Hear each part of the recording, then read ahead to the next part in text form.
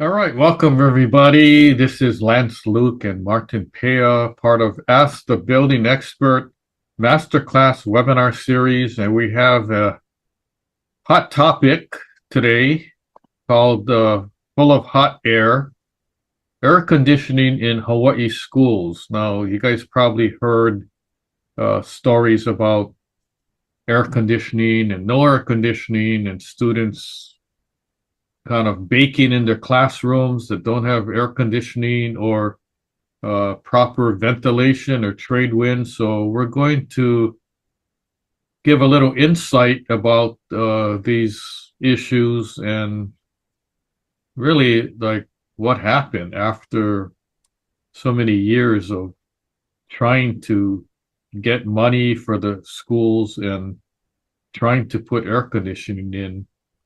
It just got kind of messed up. So let's continue on. This webinar is presented by Construction Management Inspection, which is a local Hawaii-based construction management firm. We also manage big air conditioning projects, but not the school one. So don't blame us for any kind of problems. Okay, so let's talk about this. Well, before I start, this goes way back to the before 1990s, in the 80s in Hawaii, and not only on the island of Oahu, but other neighbor islands too. Before the air conditioning issue came up, or could have come up around the same time. There was a prominent business owner called Lex Brody, and he got involved in coming up with this because there's so many different safety issues and problems with our public school system and public schools. He kind of helped create what's known as, at the time, the School Building Inspection Program. And, because I'm an inspector, I contacted him. I met with him in his office. And if you don't know about him, he's pretty famous. He's the guy that sells tires, believe it or not. And there was commercials with this old caveman guy chipping away a stone that was in the shape of a tire, and his slogan was "Thank you very much" at the end. So anyway, I went to meet with him, and he was a pretty cool guy, and he told me what his vision was, and I said, "Yeah, I can help." And he goes, "Yeah, we need you because you're a professional inspector. Once you do your inspection, it's hard for the schools, the DOE and the management to argue, with your results." And I said, "Okay, I'm in. What do we need to do?" So I got on board. I got on board as part of the DOE School Building Inspection Program. It was sanctioned by the government, also by the fire department, because they were really involved in things that related to fire escape and fire doors and fire safety and all that. So anyway, we started off with the program inspecting different schools, and we hired volunteers. Everybody was a volunteer. Nobody got paid. And it was interesting because the information was published in the local newspapers, and there was a majority of schools, and didn't matter where it was, the location, Kaneohe, town, Waimanalo, Waianae, it didn't matter like what the location was. Every school had problems. Some of them were small, some of them were big, and out of like 100 schools, like 98 of the schools had problems that needed to be fixed. And the problems were fire doors not closing or latching to maybe dust coming from the ceiling that was determined to be asbestos related, um, leaky roofs, um, a bunch of other stuff. There was a whole list. We created like a checklist and all that. And I don't think the program is called School Building Inspections today. It's probably called something else. And I haven't been following it too much. But getting back to the story, in early 1990s, I actually saw on the news that this parent teacher association, parents were complaining about how hot the school was. And so I took an interest in that. I called, I talked to the parents, and I said, yeah, I can help. So I went to the school, and it was Colawella Elementary School, which was a school, um, I would say downtown on Ala Street. And I didn't know at the time that the majority of the students attending the school were Hawaiian and part Hawaiian. So that even got me more interested in helping the cause. So the bottom line was I threatened the DOE that I was going to file a lawsuit against the state of Hawaii for poor conditions in the schools. And I had to meet with several different agencies. At that time, I had no idea about the red tape. And I thought you only talked to one person and that person could solve the problem. But no, there were too many departments involved. There was DOE, Department of Education. There was DOH, Department of Health. There was DAGS, Department of Accounting and General Services. And there was this other entity called Central Services. And each department pointed the finger at the other guy saying, no, we're not in charge of that. That's this agency. So I kept bouncing around like a bouncing ball. And finally I said, this is ridiculous. So I decided that the main person in charge was the superintendent of the Department of Education. And then when I talked to him, he said, oh, I don't control the money. It's controlled by the legislature and the governor. And I'm like, okay, some more round robin. And so I kept going back and forth. Finally, I reached the end of my rope and I said, you know what, if you guys don't do anything, I'm just going to file the lawsuit. Then I got to thinking, I said, the lawsuit is going to be something good, but then it's not going to be resolved right away. So I had this other idea. I did a lot of research, and because it concerned environmental conditions in the schools, what agency of the federal government was in charge in that? And granted, I was spending hours and hours researching to see who was in charge of what. So finally, I came across the EPA, Environmental Protection Agency. And so I decided to put together a report with photos and all that. And there's what's called a request for investigation. So before like filing a lawsuit, you send a legal document called a request for investigation.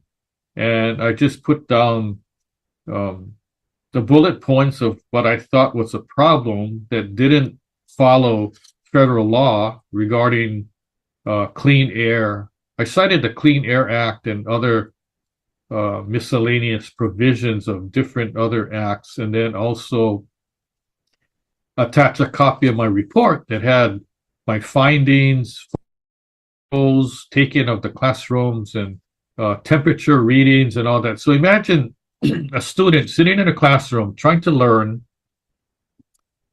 and it's 92 degrees. I mean, even an adult couldn't learn in those kind of conditions, right? So anyway, there was other issues involved, like that school was built right next to the freeway.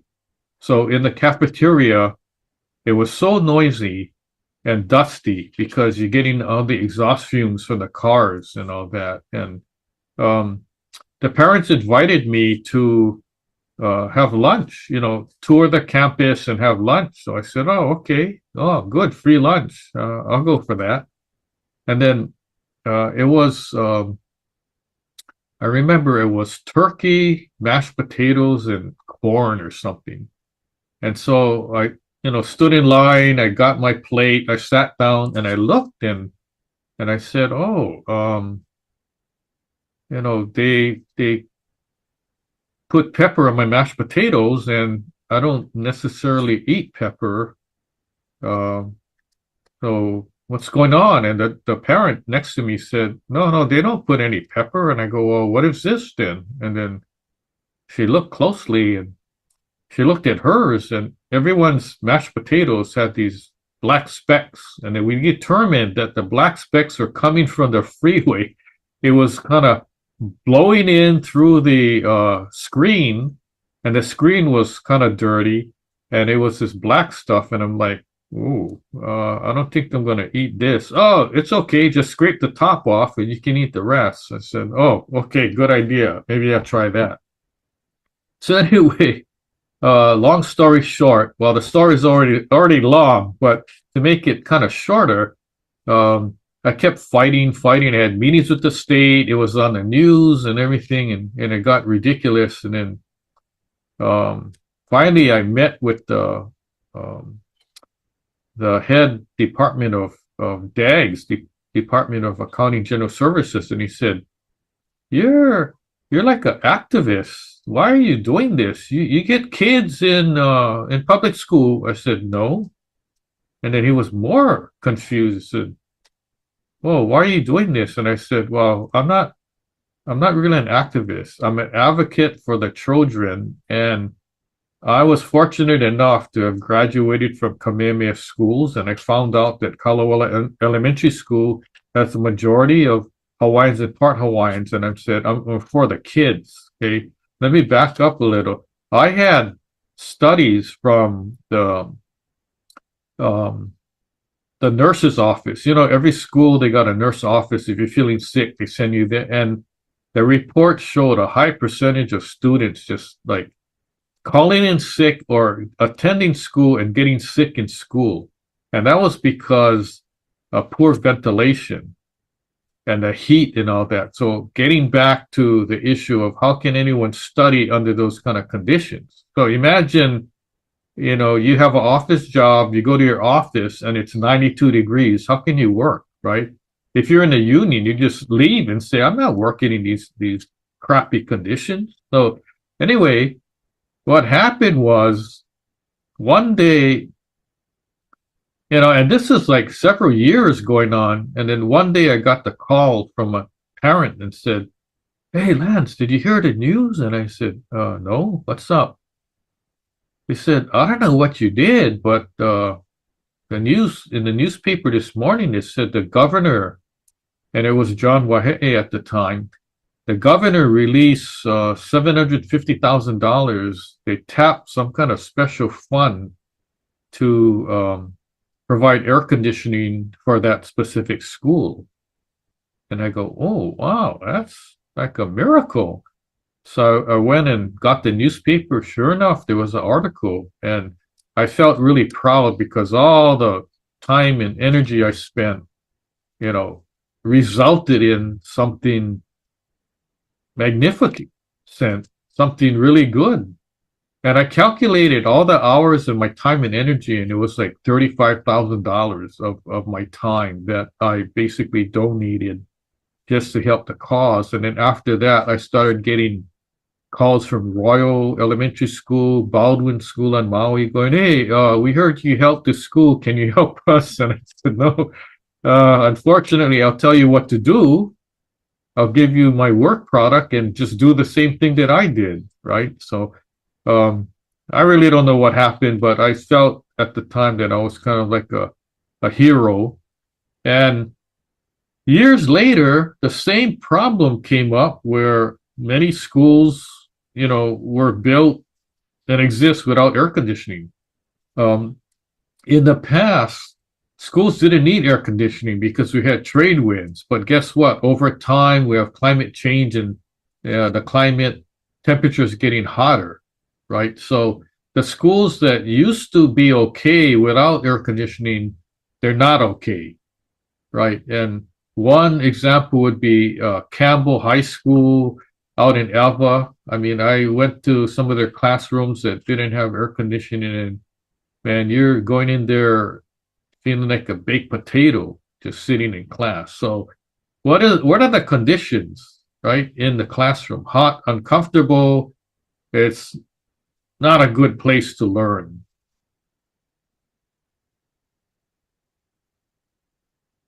Why cooling classrooms became a statewide priority? Well, because basically what I mentioned before, um, the studies show that the environment is bad. It's not a good learning environment. The heat hurts learning, test scores, health. If you're sweating in a classroom, you're concentrating on trying to not be hot and you're not listening to the teacher, you're not reading the information, you're just worried about getting out of there and being in a better environment. So test scores have proven that cool classrooms initiative, and this is a real thing. And it was sorry, it was launched to solve long-standing problems in Hawaii's public schools, and the purpose was to address overheated classrooms that made learning and teaching uncomfortable. So not only the students had the issue, but the teachers as well. And I told the teachers, you guys are in a union, go file some grievances and said, I can't work in these kind of conditions. It's not healthy, not safe. Declining student performance caused by heat and poor air circulation, low teacher morale due to difficult working conditions, while low student morale also, outdated school facilities, lacking modern cooling systems. So a lot of schools didn't have air conditioning. So there was all kind of protests by both students and teachers. And there was a huge support of the community and the politicians. They demanded action, and the action was very slow. It took years and years due to the pressure. And then political and community push. So lawmakers used this issue as a key campaign and said, okay, if you elect me, I'm going to help get air conditioning in schools and blah, blah, blah. So if you can see the little cartoon on the left, classroom full of hot air, there's a guy with a coat and tie, politician, and telling the students that let your parents know to vote for me because I'll get you air conditioning in schools. And then at that time, I considered it a classroom full of hot air, and the hot air wasn't coming from the outside air. It was coming from the politician speaking. Okay, and this is before this initiative came out. So this is kind of an old cartoon that I gave the idea to create. So the bottom line was that finally the politicians decided to push the issue. So what happened? So they agreed, and the legislature agreed to fund 100 million under Act 47. Act 47 in the year 2016. Okay, so what were the results of this initiative? Total spending reached close to $105 million, cooling 838 classrooms across 53 schools. Okay, great. That's good. What's not so good is the average cost per classroom ended up being $125,000 plus.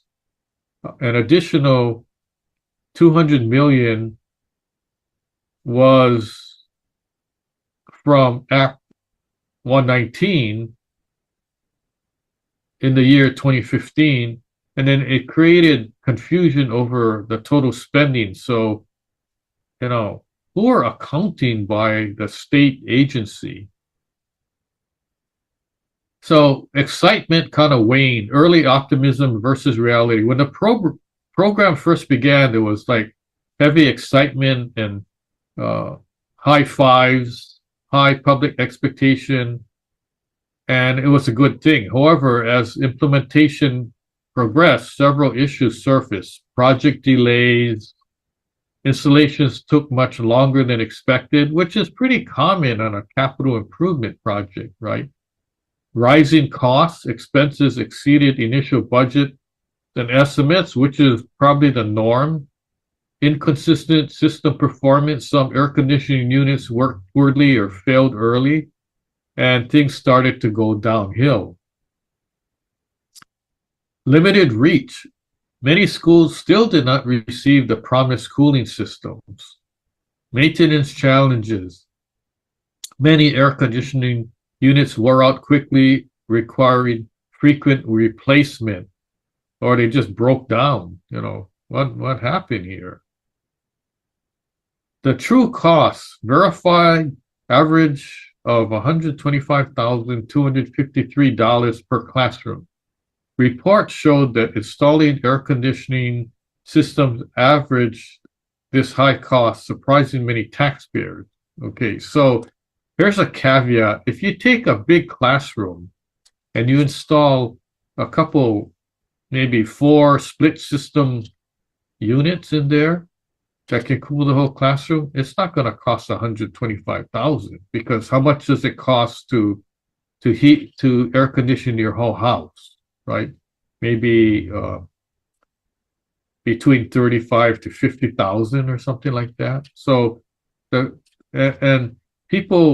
people complain, it was a ripoff and all that. But part of the cost had to do with upgrading electrical. In fact, when I did some studies, the majority of the costs in the classroom, that's why the number's so high, was upgrading their electrical system. Because when the schools were designed and built in the 1950s, 1960s, even the 70s, the electrical system wasn't designed to handle the load of additional air conditioning. So therein lies some of the problem, but not all of the problem. The DOE, which is the Department of Education, reported conflicting totals between 104 million and 123 million due to inconsistent record keeping and incomplete data, cost overruns, and budget inconsistencies. Now, you might ask, how many people are in charge of the air conditioning project? And who's keeping track of the money? It's like, oh, there's money, so we don't need to account for it. So the number one issue in this is accounting practices, and it's all filed up. To this date, we still don't have the numbers, the correct numbers, even if the elected politicians keep asking Department of Education. They're saying, well, we don't know. Some of the records are lost, incomplete. It's like, can't you guys add? I guess you guys didn't take math when you were in school or something, right? Some of these people deserve to be fired from their job. That's my thinking. Limited impact relative to spending. Despite heavy investment, only a fraction of schools benefited. Many classrooms remain overheated, leading to growing concerns about waste and efficiency. So can you imagine you have a new air conditioning system and it's not working that good, or it doesn't work at all? Who's to blame for this? DOE could not verify full fund usage because of missing records, unclear accounting, and poor documentation. Man, this is pretty pathetic. Audit findings? What's going on here? Solar AC missteps, efficiency issues. Solar-powered AC units were designed to operate only 5 hours per day, which is not sufficient for a full school day, right? Now, you usually want to turn on the air conditioner, before class starts and not turn it on like half an hour later or something like that. Okay. And what is a school day? It's over 5 hours per day, so the calculation was off, right? Design flaws. Plexiglass sealed jalousies trap heat, reducing ventilation instead of improving comfort. Now, a lot of classrooms, they were built with natural ventilation, right? Jalousie windows. So when you install air conditioning, now you got to close your jalousie windows and kind of seal it up so the hot air doesn't sneak in and mix with the cold air. High maintenance needs. Maintenance and repair costs prove higher than planned, further draining resources. So, who's engineering these things? Did anybody look at the calculations, and who checked on the type of air conditioner, the brand, and how long it was going to last and all that? Performance problems. At some schools, panels were installed under shade, like Castle High School, operated at less than 20% capacity. So a solar panel has to have sun.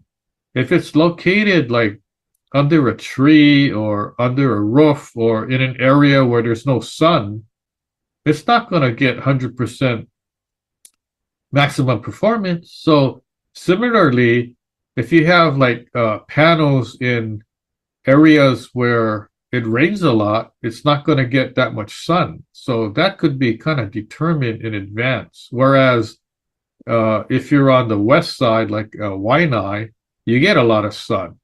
If you're on the windward side, you don't get that much sun. Not as much as Waianae does. So there's actually studies that were done, and all the solar companies have access to the information.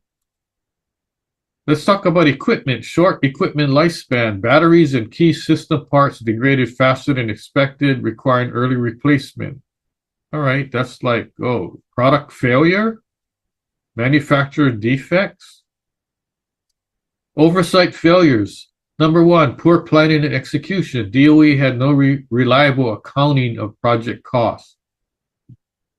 Now, DOE can argue with this, but that's fine. And I'm saying, if the DOE wants to argue or dispute whatever I'm providing, go ahead. I'll open up a separate webinar for that, and we can talk story. How about that? Right? And you don't have to pay anything. I'll pay for all the costs. Martin will throw in a few dollars too. So, oversight failures. Number one, poor planning execution. Okay, no accounting. Number two, weak documentation and accountability. Missing completion notices for 15 projects hindered audit. So how can the auditor complete the audit when they don't have the complete information, right? Number three, lessons from oversight gaps. Multiple vendors and non-standard equipment made maintenance a nightmare. Okay, well, whose fault is that? Improving future projects. Here's some tips. Balancing costs and efficiency and longevity. Involving teachers and students in the planning phase. Well, we can only do that so much because sometimes there's a cutoff date and the project got to move on. Smarter planning and sustainability strategies, and blending modern technology with Hawaii's natural advantages.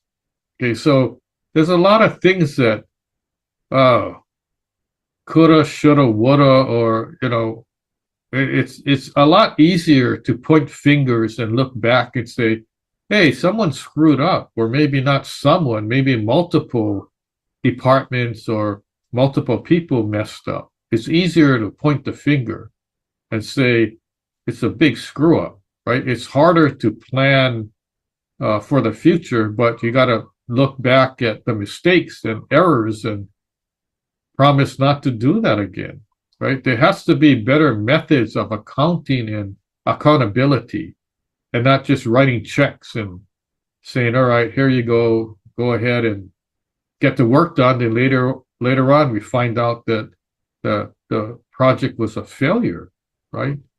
And it's taxpayer dollars that are being spent, federal government money.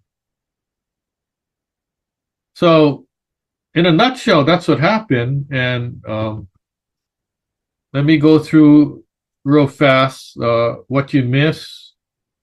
We have consistently been giving at least 2 masterclass webinars a month, and it's all recorded on our website. And then what's coming up, we have a whole bunch of different topics on construction, condos, roads, bridges, and we got some specifically to Hawaii's infrastructure. And go to our website, and you may say, well, what's your website? And it's askbuildingexpert.now.site.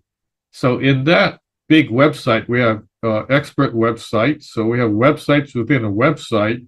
We have a National Building Expert blog. We have webinars, like I mentioned, and it's free.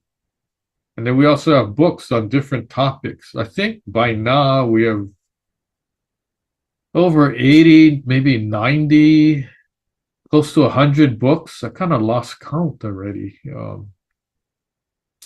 Then we have a couple other websites that we made, buildingcode.now.site and constructionexperts.now.site.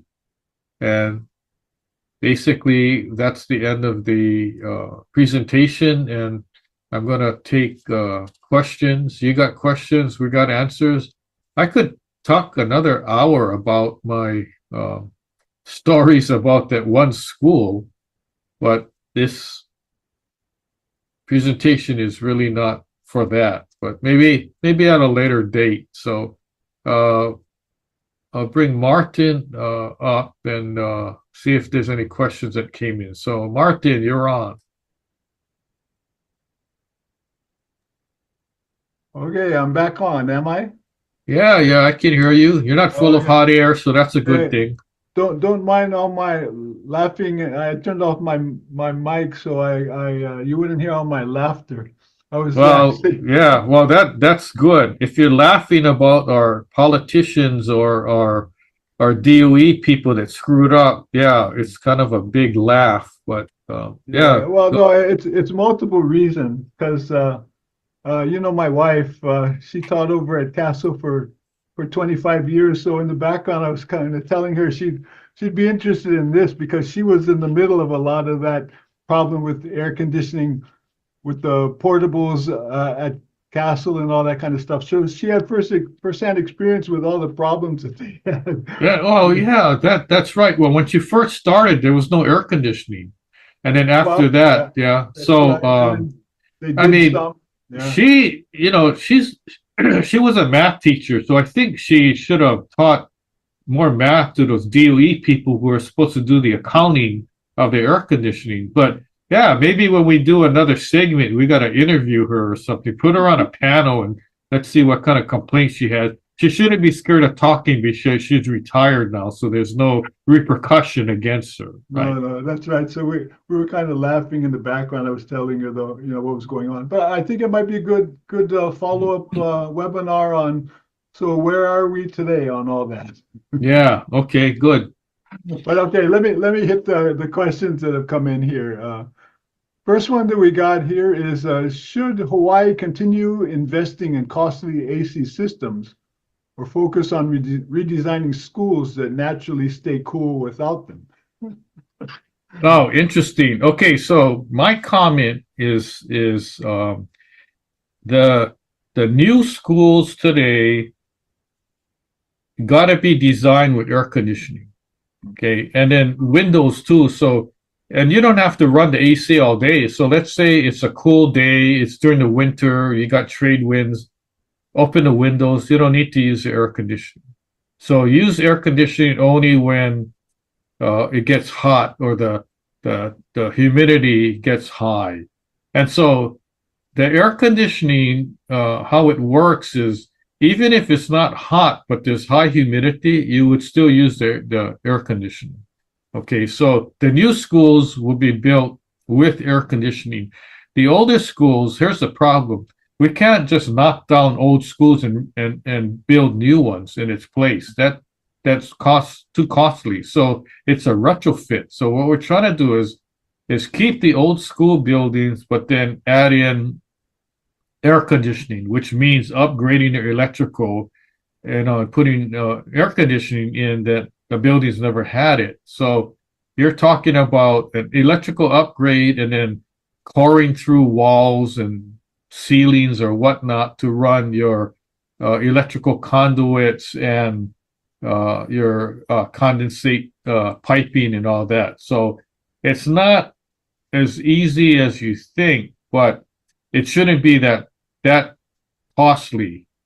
So there's a way to do it. I mean, I think the reason why it's costly is because maybe the product is not that good and failed, and you got to keep fixing it or buying replacement parts or whatever. Um, the whole job just wasn't run properly, and it's an example of a typical public capital improvement project that goes haywire, and now there's taxpayer money wasted.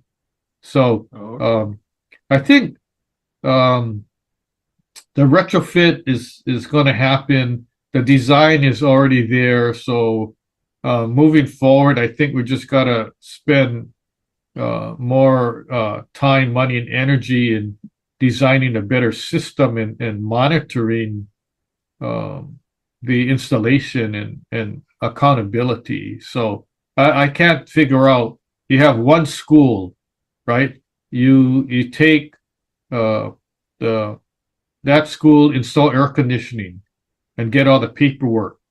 What's so hard about adding all the costs of that one school, and then now you have one school, here's what the cost is, and then two schools, what the cost is. I don't know how the accounting got so filed up, but anyway, hopefully I answered that question.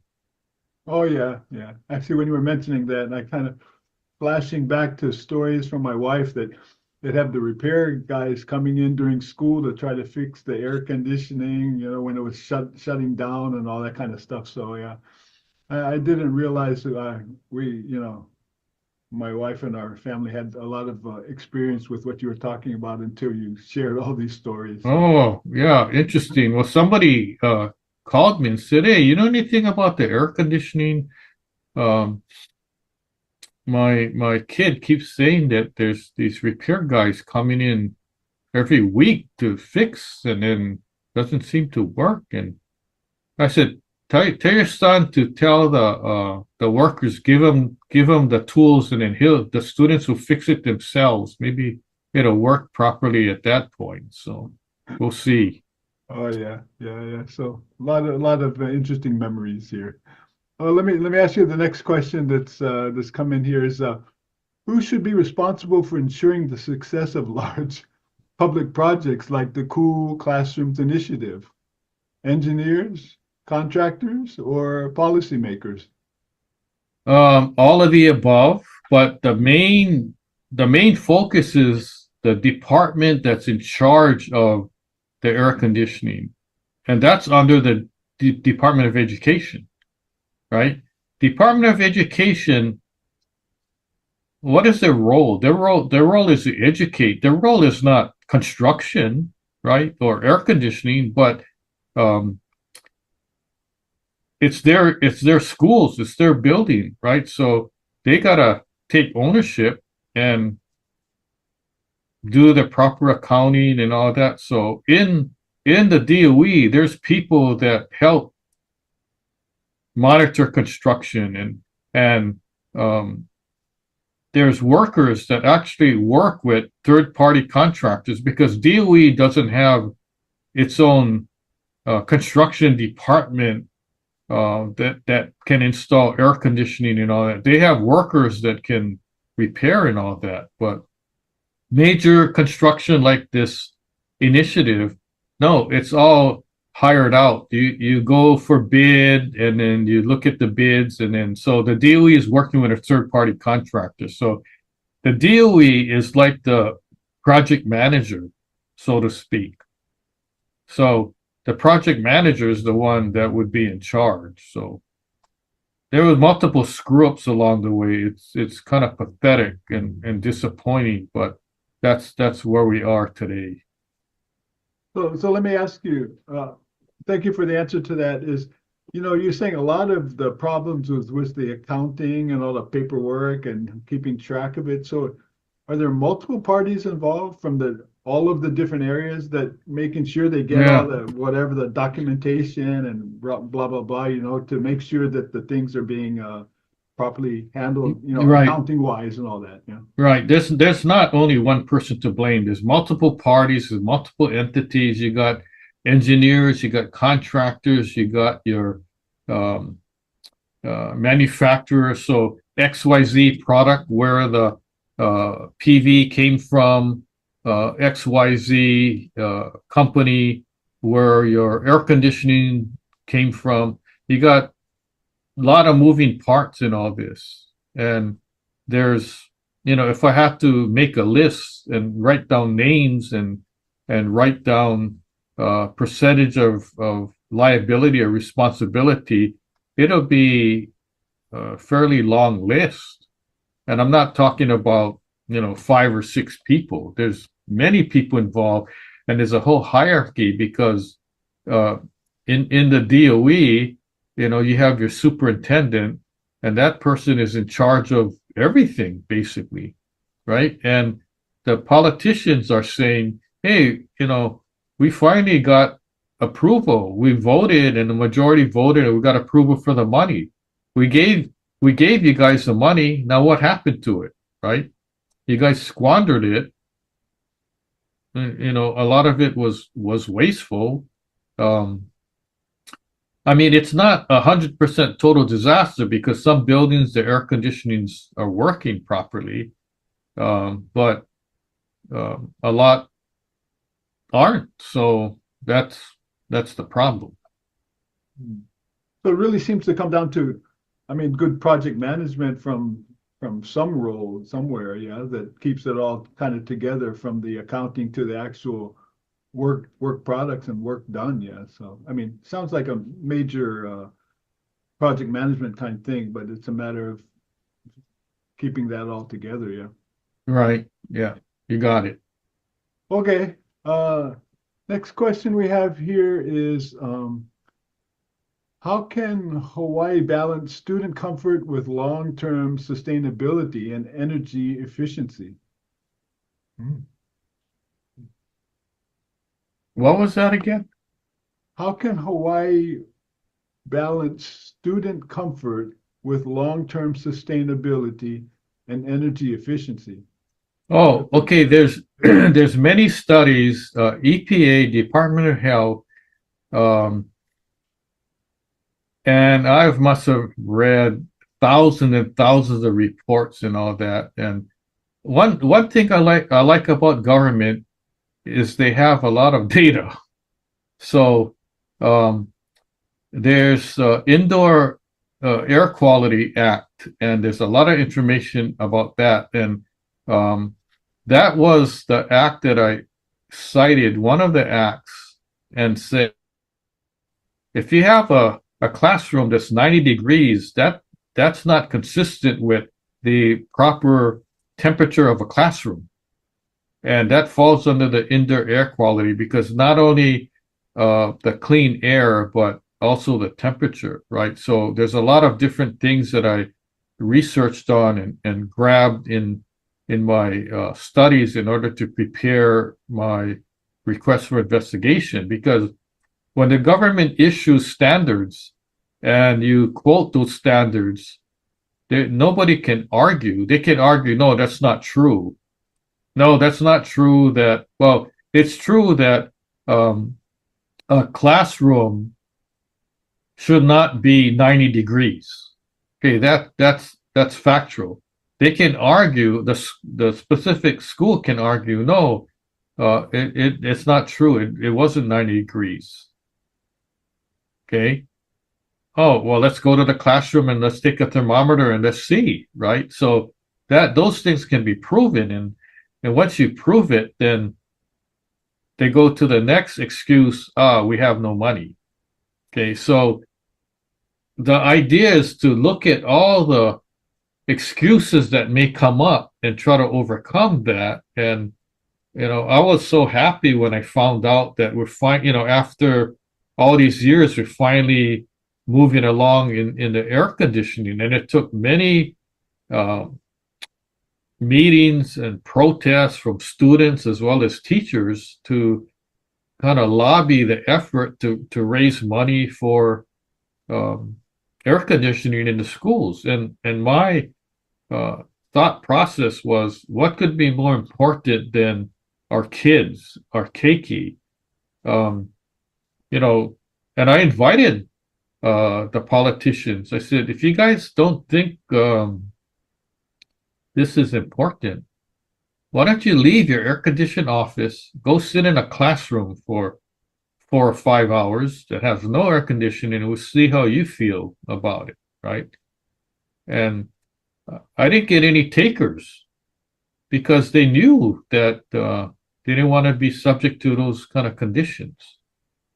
And what I wanted to do was just get one or two politicians, have them come and sit in a classroom for a couple hours, and bring the news people in, right? And then later on, after the 2 hours, interview the politicians and see what they say, right?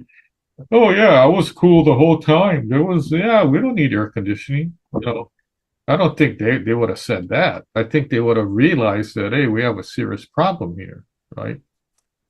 So it's rough when the teacher has to tell every student, bring your thermos of water. So all the students already have water. And in the old days, there was no drinking or eating in class, right? But now it's like that's allowed because even if you don't feel hot or anything, you have to still hydrate, right? You have to still drink water. So that's what it is. I mean, there have been cases of kids fainting in class because of the heat and humidity.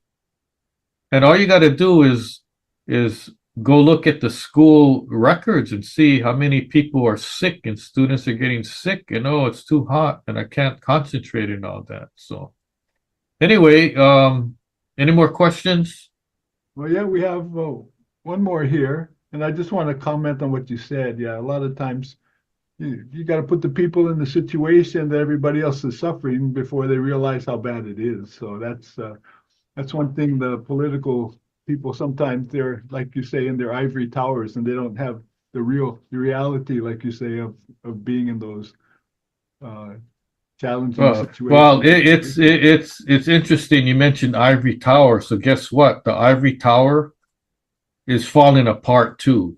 The state capitol got roof leaks and all kind of problems. So maybe that's why the politicians decided we don't want to go to the school.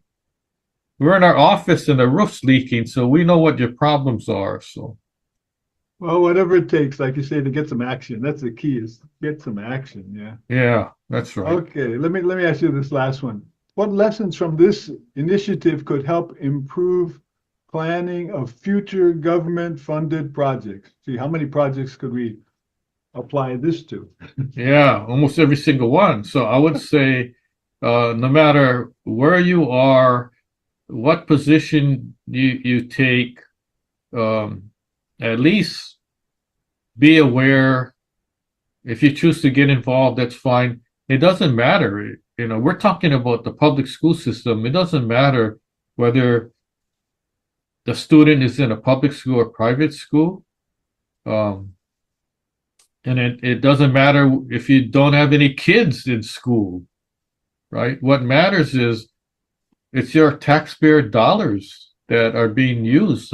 If you're retired, right, you're still putting money in the system and the money is being used and hopefully the money is being spent wisely.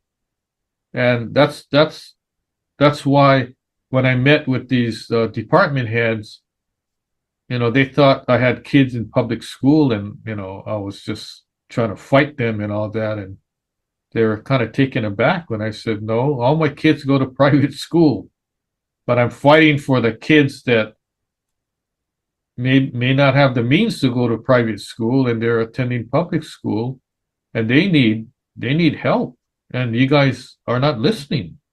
And it's because of the red tape. And that was the first time I realized how politics and government really worked. And then from then on, I said, I'm not getting in politics.